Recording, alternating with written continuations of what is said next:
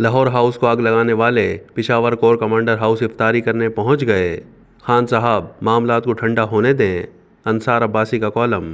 تحریک انصاف کے لیے حالات بہت خراب۔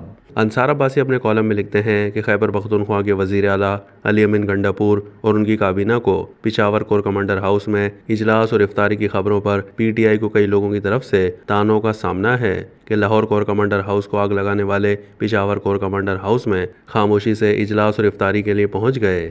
تاہم مجھے یہ سن کر خوشی ہوئی۔ وجہ صرف یہ ہے کہ میں چاہتا ہوں کہ تحریک انصاف اور فوج کے درمیان خلیج کم ہو۔ ایک طرف پاکستان کی فوج ہے جس کی پاکستان کے دفاع اور سالمیت کے لیے اہمیت سے انکار ممکن نہیں ہے، جبکہ دوسری طرف ایک ایسی سیاسی جماعت ہے جس کی عوام میں مقبولیت دوسری سیاسی جماعتوں سے بہت زیادہ ہے، لیکن اس سے تعلق رکھنے والا ایک گروہ فوج پر 9 مئی کے حملوں میں شریک تھا۔ 9 مئی کو جو ہوا اس میں تحریک انصاف کی حکومت کے خاتمے کے بعد عمران خان کے فوج مخالف بیانی کا بنیادی کردار تھا۔ ویسے تو فوج اور تحریک انصاف کے درمیان رابطے 9 مئی سے پہلے مکمل طور پر ختم ہو چکے تھے، لیکن 9 مئی کے واقعات کے بعد تحریک انصاف کے لیے حالات بہت خراب ہو گئے اور پی ٹی آئی کی لیڈرشپ بار بار اس خواہش کا اظہار کرتی رہی کہ ان کے فوج اور اسٹیبلشمنٹ سے رابطے بحال ہونے چاہیے تاکہ دونوں کے درمیان تلخ ماحول کو ختم کیا جا سکے۔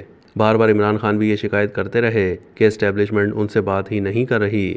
بانی چیئرمین تحریک انصاف نے یہ بات اپنی گرفتاری اور انتخابات کے بعد بھی ایک سے زیادہ مرتبہ کی۔ اس تناظر میں خیبر پختونخوا کے وزیر اعلیٰ کی کابینہ سمیت کور کمانڈر ہاؤس پشاور اجلاس اور افطاری میں شرکت میری نظر میں ایک بریک تھرو سے کم نہیں ہے۔ تحریک انصاف کی جانب سے یہ کہا گیا ہے کہ اس میٹنگ کا فوکس صوبے کے سیکیورٹی معاملات تھے، جو اگر ایک طرف خیبر پختونخوا میں دہشت گردی کو کنٹرول کرنے کے لیے ضروری ہے تو دوسری طرف پی ٹی آئی حکومت اور فوج کے درمیان بہتر ورکنگ ریلیشن شپ اور دونوں کے درمیان ماضی کی تلخیاں ختم کرنے کا باعث بن سکتا ہے۔ امید کی جانی چاہیے کہ تحریک انصاف کی حکومت اور فوج کے درمیان ان رابطوں میں اضافہ ہوگا جس میں سب کی بہتری ہے، لیکن عمران خان کی پالیسی کی سمجھ نہیں آتی۔ انہوں نے پچھلے دن اڈیالہ جیل میں اخبار نویسوں سے بات چیت کرتے ہوئے ایک بار پھر فوج کی اعلیٰ قیادت کو نشانے پر رکھ لیا۔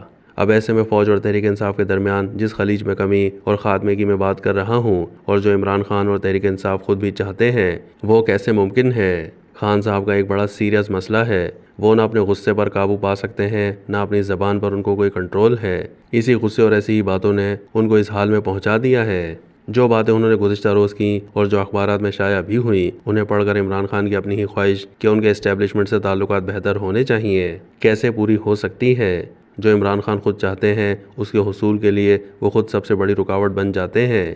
کل ایک طرف وہ فوج کی اعلیٰ قیادت پر حملے کر رہے تھے تو دوسری طرف یہ بھی کہہ رہے تھے کہ اگر اپنی حکومت کے خاتمے کے باوجود وہ جنرل باجوہ سے 2 بار ملاقات کر سکتے تھے تو وہ اب بھی کسی سے بھی ملاقات کر سکتے ہیں۔ خان صاحب یہ کہنا چاہ رہے تھے کہ اگر وہ جنرل باجوہ یعنی جن پر وہ اپنی حکومت کے خاتمے کا الزام لگا رہے ہیں ان کے ساتھ مل سکتے ہیں تو موجودہ آرمی چیف سے بھی ملاقات کے لیے تیار ہیں۔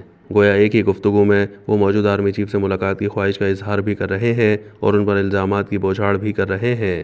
یہ کیا پالیسی ہے؟ ایسے بیانات سے عمران خان، تحریک انصاف یا پاکستان کا کیا فائدہ ہوگا؟ یہ سب میری سمجھ سے بالاتر ہے۔ خان صاحب کو چاہیے کہ اگر وہ اپنے غصے اور زبان پر کنٹرول نہیں رکھ سکتے تو کچھ عرصہ خاموشی اختیار کر لیں، اپنی توجہ عدالتوں سے ریلیف لینے پر مرکوز کریں تاکہ اپنے آپ کو اور اپنی اہلیہ کو جیل کی سلاخوں سے باہر لا سکیں۔ اس دوران اپنی پارٹی کی قیادت اور ذمہ داروں کو فوج اور اسٹیبلشمنٹ کے ساتھ تعلقات کی بہتری کے لیے کوشش کرنے دیں۔ خان صاحب معاملات کو ٹھنڈا ہونے دیں۔